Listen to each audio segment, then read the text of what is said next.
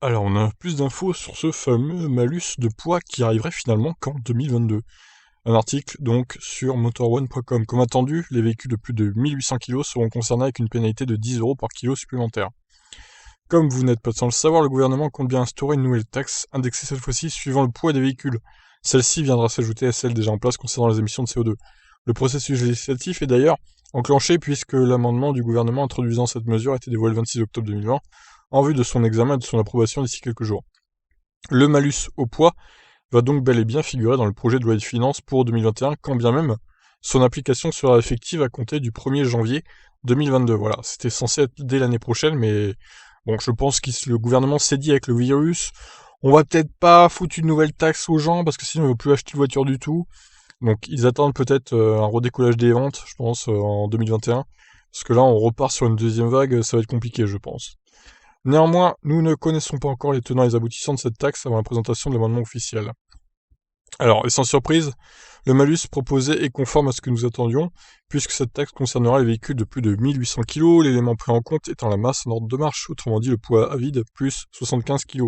Au-delà de ce seuil, le montant de la taxe sera égal à 10 € par kilo.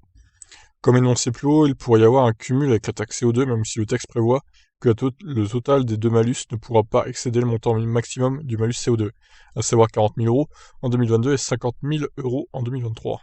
D'accord.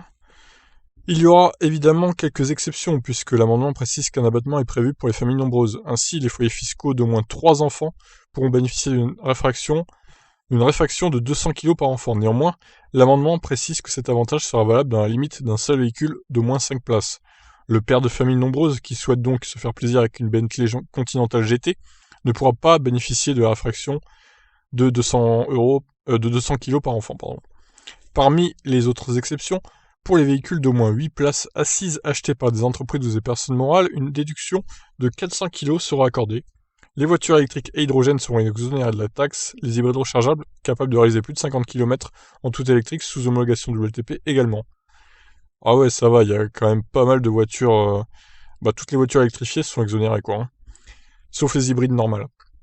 Les véhicules accessibles en fauteuil roulant et ceux acquis par une personne détenant la carte mobilité seront aussi exonérés. Quid des véhicules d'occasion? Ceux-ci n'ont pas été oubliés, et même si le gouvernement a lâché un peu d'emprise à leur égard récemment, les modèles d'occasion importés, c'est-à-dire ceux qui vont avoir pour la première fois une carte grise française, seront soumis à la même réfaction que celle accordée par le malus CO2, à savoir une réduction de 10% par année entamée pour les véhicules de plus de 6 mois. Le seuil est là aussi fixé à 1800 kg.